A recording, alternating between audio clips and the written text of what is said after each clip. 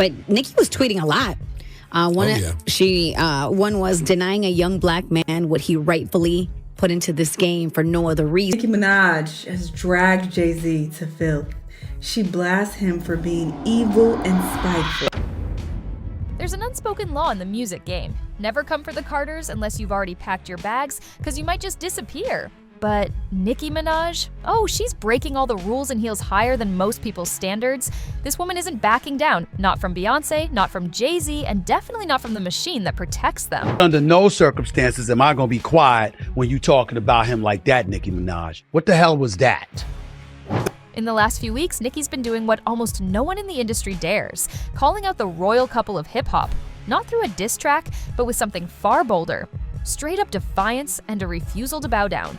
The entire industry is watching in silence, scared to even breathe wrong. It all started with one simple word: camel. Yeah, that's business, though. That's just business. It was like, it's all good. So, well, the only other thing I would say to that tweet from Nicki Minaj. A single post buried deep in Nicki's timeline that had Jay-Z's name written all over it without saying it. Then things got even wilder when an old internet theory made a comeback. A post connecting Blue Ivy to a former publicist named Kathy White, who passed away under what many fans still describe as very suspicious circumstances. Don't get no what you got in your head, that neural link. You'll never outthink me. Nicki didn't start that rumor, but she sure didn't hesitate to pour gasoline on it. And in this industry, that's basically declaring war. Kathy White once worked closely with the Carters, and online investigators have whispered for years that she knew too much. Now those same voices are saying Nicki's tearing open secrets that Beyoncé and Jay-Z buried deep. Secrets hidden under diamonds, designer deals, and decades of silence. I found out who my father was, and for the case not to go how I was planning it, I really thought it was going to go different. But what's really making everyone's heads spin is the timing. This isn't just another messy feud, this is a challenge to the power structure itself. Jay-Z's out here sealing NFL deals through Roc Nation, handpicking who performs at the Super Bowl since 2019. Beyoncé's Renaissance tour pulled in over $500 million. Yes, billion. And let's not forget how Tidal got flipped to Jack Dorsey's Square for a clean $302 million without them breaking a sweat. And it was pretty much said like, Jay doesn't really want awards. Well, he go to the Grammys. Right. He you know, come into the black-owned spaces. Let's figure out how to work together so that way we have the relationship when it matters, not when it's convenient for you and your image. Because they all call us when it's... When that now-dismissed lawsuit came out accusing the Carters of witnessing some disturbing things at a Miami mansion tied to Diddy, guess what they did? Total silence. Not a peep. They played it the same way they always do. Let the chaos burn out, let the lawyers sweep up the ashes, and let everyone else crumble under the pressure. Classic Carter strategy. But Nicki, oh, she didn't self-destruct. She exploded. She went off, accusing Jay-Z of sabotaging Lil Wayne's Super Bowl shot, calling him spiteful and evil. I would hope he would think about it and this would be in his mind, but I wouldn't actually know what another person is feeling. She dragged Birdman, Drake, and even herself into the mix, saying none of it had to do with talent. It was all about Jay's personal grudges. That's a bold claim, and she said it loud enough for the whole industry to hear. This meltdown came right after Kendrick Lamar was announced as the 2025 Super Bowl headliner, a move Jay himself approved. This part is not alleged. Jay-Z and his team, they have been ducking and dodging. Nicki didn't hold back. She straight up called it house puppet behavior. She didn't just come for Jay's business moves, she hit him where it hurts in his reputation. She called out the fake alliances, the hush-hush deals, and the long list of artists whose careers dried up under the Carter-controlled empire. But then, she crossed into dangerous territory. I'm not saying allegedly. Oh. I'm saying, Sean Carter, you're a piece of shit. Taking Pimp C wasn't bad enough. You just want to go down there and you want to just remove all of the balls from every real gangster in Houston. The kind that gets people blacklisted for life. In the middle of her fiery rant, Nicki reposted old threads connecting the Carters to one of hip-hop's most twisted rumors, that Blue Ivy isn't Beyoncé's biological child, but the daughter of Jay-Z and the late publicist Kathy White. All right, nation. Don't make me oh my God. So not my fault. Like, that wild theory's been living in the shadows of the internet since 2010, but Nicki just yanked it right back into the spotlight. She's not saying it's true, but she's forcing people to talk about it again, dragging it onto the same silver table the Carters have kept spotless for years. And Jay inseparable at the part. They just probably best friends. They probably both grew up in New York. They're New Yorkers. I don't know their relationship. I don't know what business they got going on, but they are really close with one another. And she's not alone. Even Foxy Brown cracked open the vault in 2024, hinting there's way more to this story than anyone's dared to say out loud. When Foxy Brown was asked about that rumored NDA she supposedly signed during her early days with Jay-Z, her response was chilling. She wrote, "A MF Alive could stop my story. That one post sent the whole hip-hop internet into a frenzy. The message was crystal clear. Foxy had something explosive to say, and Jay allegedly did everything in his power to keep it buried. This wasn't some wild theory pulled from thin air. This had receipts." Back in the day, Foxy and Jay were collaborators when she was still a teen, and the whispers about their so-called close relationship have never truly died down. People have been side-eyeing that connection for years, and it doesn't stop there. Remember Carmen Bryan, Nas's ex? She came forward in 2017 and confirmed she had a long-term affair with Jay-Z, while Beyoncé was on her rise to solo superstardom. She even revealed she got pregnant, and later claimed she lost the baby. That revelation had fans connecting all kinds of dots. So here we are, Nicki's dragging old skeletons out of the Carter closet, while Beyoncé and Jay-Z keep sitting silent like royalty above the chaos. They're trending without saying a single word. But when you really zoom out, the timing of Nicki's eruption looks even more suspicious. Just a few weeks ago, Jay-Z's legal team had to sidestep another messy situation, a lawsuit involving a man named Rymer Satterthwaite, who's been claiming for over a decade that he's Jay-Z's biological son. His mother, Wanda, swore under oath that she was involved with Jay back in the early 90s, when she was just 16. And to this day, Jay-Z has never taken a paternity test. Jay-Z's lawyers have been playing chess, not checkers, pulling every legal trick in the book. They've argued jurisdiction, filed sealed documents, and slipped through procedural loopholes like pros. Every time Rymer gets close to a win, the case slams into another wall of red tape. The most recent filing? Dismissed again. And not just dismissed, but dismissed with prejudice. And that phrase, dismissed with prejudice, keeps popping up like a bad omen. It's the same phrase used in that 2024 case where Jay-Z was accused of something disturbing, an alleged assault involving a teenager back in 2000. That case, quietly withdrawn.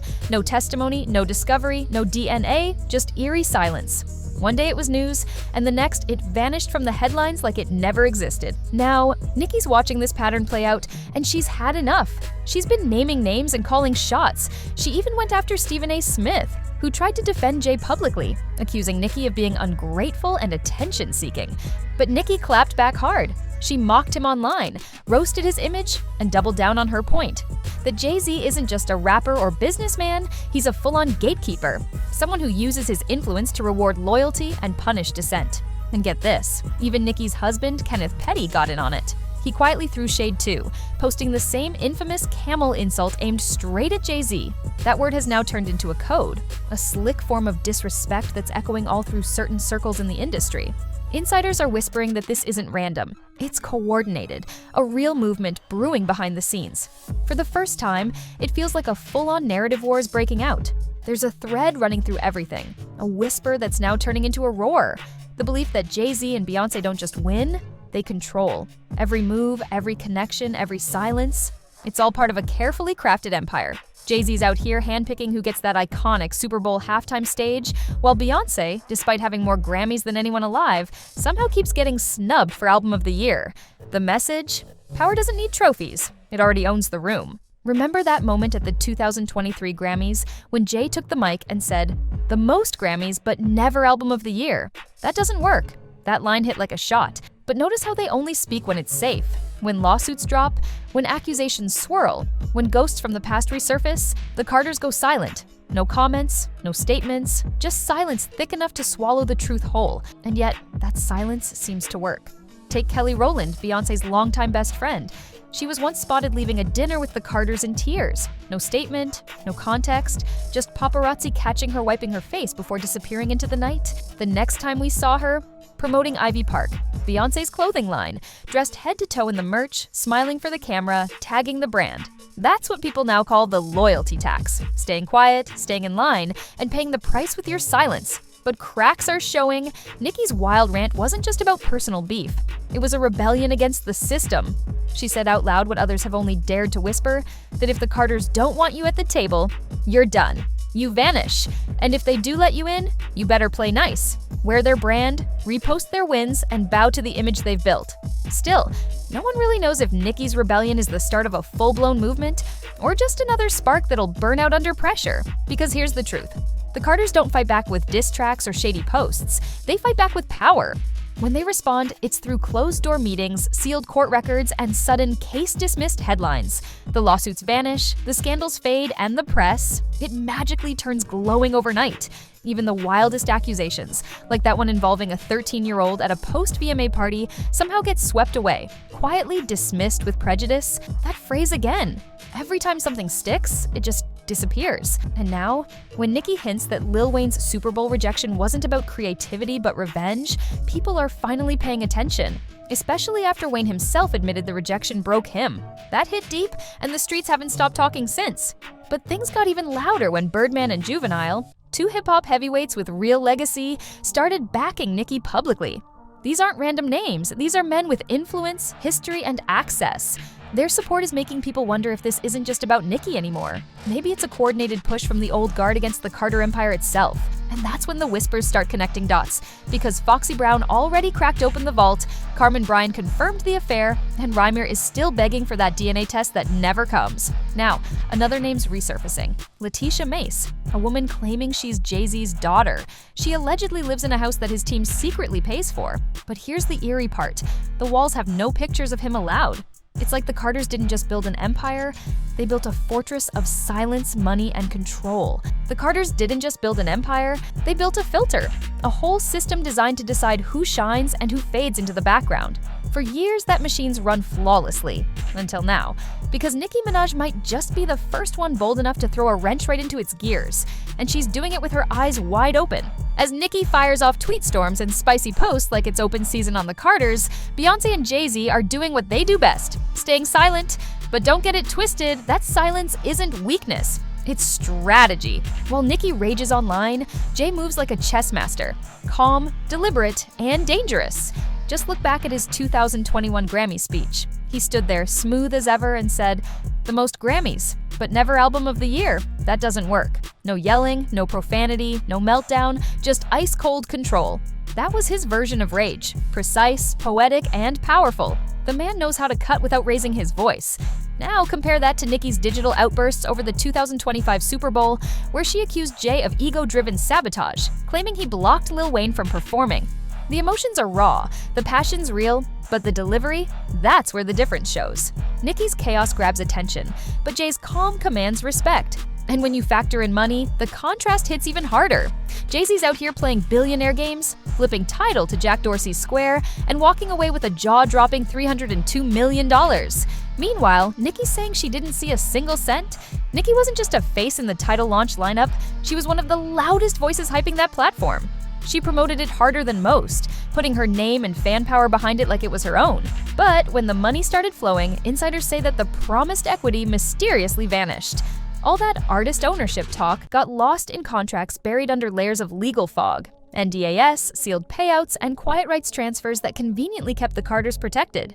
It's a familiar playbook, the same type of legal gymnastics they've allegedly used in much heavier situations. In the paternity case filed by Reimer Satterthwaite, Jay-Z's legal team reportedly argued that he didn't own any property in New Jersey, hoping to dodge jurisdiction altogether. But later, records surfaced suggesting that wasn't even true. He did have property there. By the time that came out, though, the case was already dead and buried. It's become a clear pattern.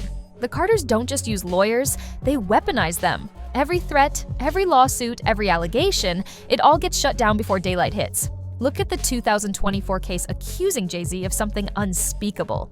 That case, withdrawn with prejudice, meaning it can never ever be refiled. No jury, no testimony, no discovery, just erased like it never existed. And then there's Foxy Brown. When she got hit with fresh rumors about her teenage connection to Jay-Z, she didn't stay quiet. She clapped back with a cryptic but powerful message. AMF alive could stop my story. She didn't confirm, she didn't deny, but she reminded the world that behind those redacted documents and sealed files, there are stories that still breathe. Because sometimes silence doesn't mean peace, it means pressure. Even when the lawsuits fade away and the headlines quiet down, the cracks never fully disappear. Take Kelly Rowland, Beyoncé's lifelong best friend and Destiny's child sister, the one who's been by her side since day one. Back in 2013, cameras caught her leaving a dinner in tears. No context, no statements, no PR cleanup, just photos of Kelly crying outside a quiet restaurant while Jay-Z and Beyoncé were nowhere to be seen. That moment came and went like a ghost. Never addressed, never explained. Fast forward to 2020, and there she was again, smiling in promo pics for Ivy Park, proudly rocking Beyoncé's Adidas collab like nothing ever happened. Fans couldn't help but wonder, was that loyalty or obligation? In interviews, she called Jay-Z one of the greatest men I know, but her tone, her body language, it all felt like a script, like she was reciting lines written by an empire that doesn't tolerate rebellion. So people started asking the question no one dares to say out loud. What does Kelly really know? What truth is she too scared to speak? The answer feels buried under years of shared history, NDAS, and contracts inked in silence. Because this isn't just friendship, it's business wrapped in emotional debt. Kelly grew up in Tina Knowles' home, her career molded by Matthew Knowles, Beyoncé's father. That's not loyalty, that's a cage disguised as gratitude. And when you pull back and look at the bigger picture, the pattern repeats. You start seeing that same quiet submission in other artists too. Chloe X Halla, Megan Thee Stallion, even Lizzo, who Beyoncé publicly supported right when her legal troubles threatened to destroy her career.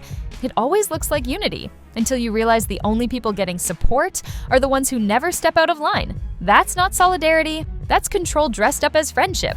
Because let's be real, Jay-Z and Beyoncé didn't just build an empire, they built a system. A carefully crafted network where every move, every cosign, and every silence serves a purpose. Roc Nation doesn't just manage artists, it curates entire careers. Jay decides who performs on the Super Bowl stage, who gets invited to the table, and who doesn't even get a key to the building. So when Nicki Minaj accused Jay of punishing Lil Wayne over old grudges, people first called her paranoid, until they remembered the receipts. Wayne's been iced out of major platforms for years, despite being a legend in his own right. And then, who gets the Super Bowl headliner slot instead? Kendrick Lamar. A genius, sure, but the timing felt like a message. We decide who wins. Not the fans, not the culture, us. Now Nicki's out here with nothing left to lose and everything to burn. She's torching bridges, calling out the machine and dragging every name tied to it. Even Stephen A. Smith got caught in the flames after he criticized her for coming at Jay-Z, and she clapped back hard. That wasn't deflection, that was defiance. Nicki knows exactly what she's risking. Her career, her brand, maybe even her peace, but she's still charging straight at the throne. And maybe that's the point. Maybe Nicki's finally realized what happens to the ones who play nice, the ones who smile through betrayal, who wear Ivy Park with tears still fresh in their eyes, who trade truth for access. Because here's the part no one at the Grammys or on the red carpet will ever say out loud. For all of Nicki's chaos, the Carters' silence is way more dangerous. Because it works. The Carters have survived everything. Affairs, cheating rumors, misconduct accusations, paternity scandals, and even dark conspiracy theories about their own family. And through it all, they've never broken formation.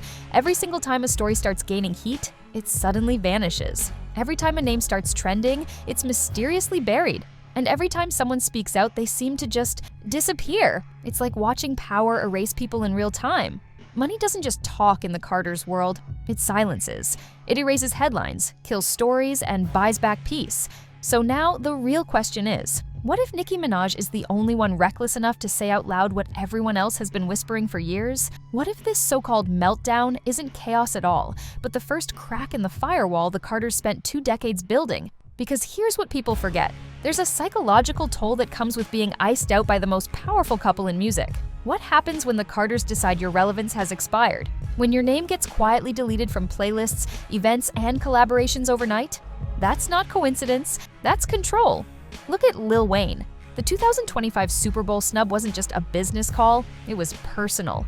Wayne himself said the rejection broke him. That's deep pain coming from one of the greatest rappers alive. And when Nicki pointed fingers at Jay-Z's alleged ego being the reason behind it all, the industry didn't deny it, they just went quiet. That silence spoke louder than any denial ever could. At the end of the day, this isn't about merit, it's about obedience. You can sell millions, shift the culture, and still be disposable if you're not sitting at their table. Because in the Carters' world, talent doesn't make you untouchable. Loyalty does. It's the same chilling pattern we've seen for years. Just look at Rymir Satterthwaite's paternity fight. For over a decade, this man has been locked in a legal war against someone powerful enough to bend the rules, dodge court orders, and stall the system like it's a game. Rymir's never even asked for a dime. Not child support, not fame, just acknowledgement. But when you're going up against a brand as bulletproof as the Carters, even asking for truth turns into a liability. His case? Dismissed, sealed, redirected, over and over again. Every legal loophole pulled, every delay tactic mastered, all to avoid a simple DNA test. At this point, it doesn't look like a defense strategy, it looks like a blueprint, a manual for how to wear your opponents down until they just give up.